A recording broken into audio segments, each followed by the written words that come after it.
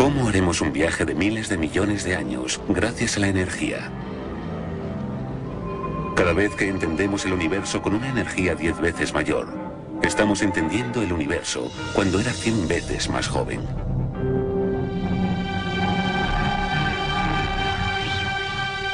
La ciencia levanta gigantescas catedrales tecnológicas para comprender lo más pequeño, para observar qué ocurrió en el origen. Son los detectores de partículas del LHC, inmensas máquinas capaces de revelar los secretos de la materia. Atlas y CMS cruzarán nuevas fronteras en el microcosmos.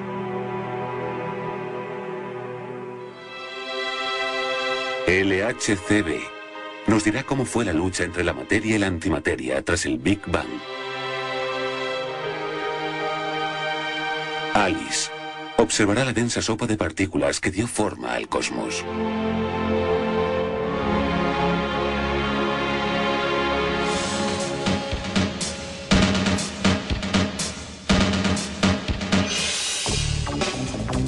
¿Quién levanta estas nuevas catedrales del conocimiento?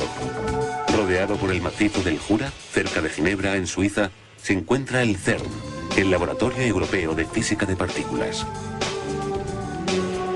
Aquí ha surgido la idea de la creación del LHC, el nuevo acelerador que comenzará a funcionar en 2007.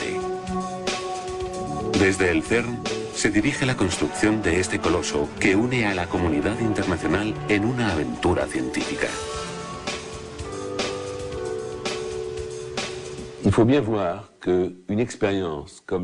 Hace falta entender que un experimento como el Gran Colisionador de Hadrones, que comenzará a funcionar en el verano de 2007, fue concebido en los años 80.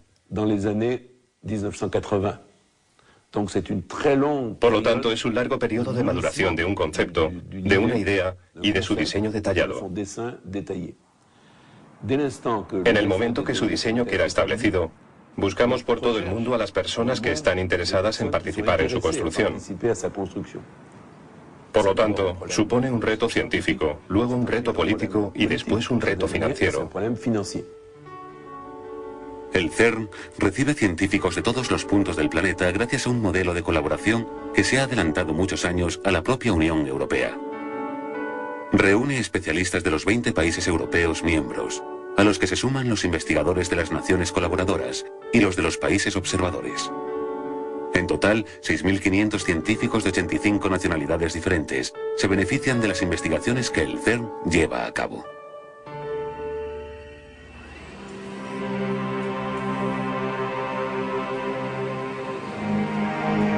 La tecnología necesaria para poner en marcha aceleradores cada vez más sofisticados y potentes ha cambiado nuestra vida.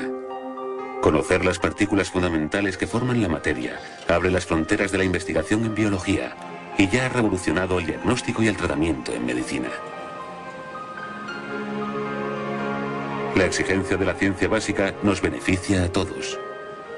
Cada vez que se fuerza la tecnología para saber de qué estamos hechos, surgen aplicaciones que están presentes en nuestra vida cotidiana.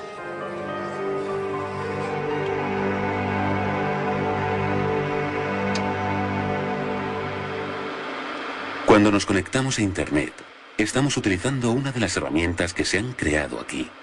La famosa World Wide Web se desarrolló en el CERN para poner en contacto a los científicos de todo el mundo que investigaban la composición de la materia.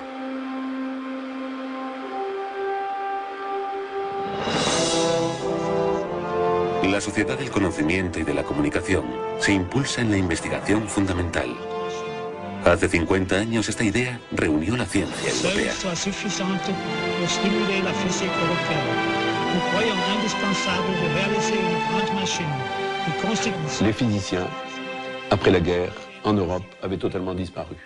Los físicos, después de la guerra en Europa, habían desaparecido completamente.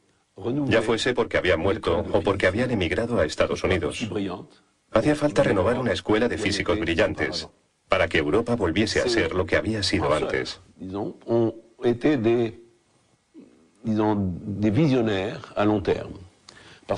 Estos pensadores podríamos decir que fueron visionarios en último término, porque finalmente no solo querían crear un entorno en el que la ciencia tuviese un nivel de importancia visible, sino que al mismo tiempo precedieron los esfuerzos políticos de creación de una Europa unida, imaginando que el papel del CERN sería utilizar el lenguaje de la ciencia para crear lazos firmes entre los países europeos que habían peleado durante la guerra.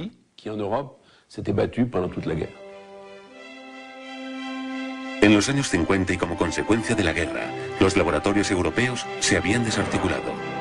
Hacía falta restituir el papel de la investigación europea y la forma de hacerlo era aliar a las naciones del viejo continente.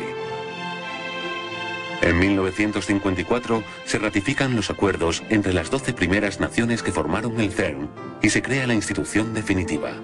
Europa estaría unida en su búsqueda del conocimiento científico.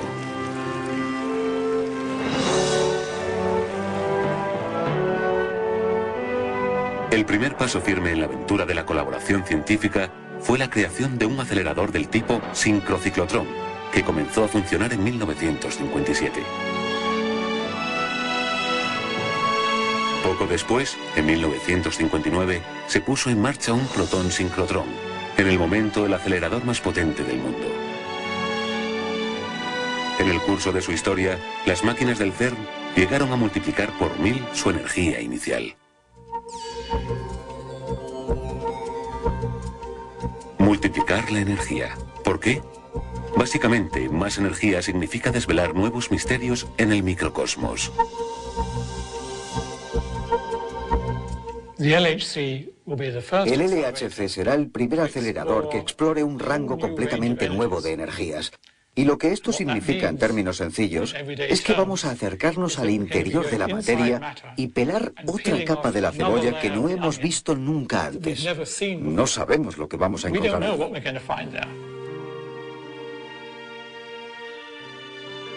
E igual mc cuadrado. ¿Recuerdan la fórmula de Einstein? Nos dice que la energía es equivalente a la masa multiplicada por el cuadrado de la velocidad de la luz. En otras palabras, la masa es una forma extraordinariamente concentrada de energía.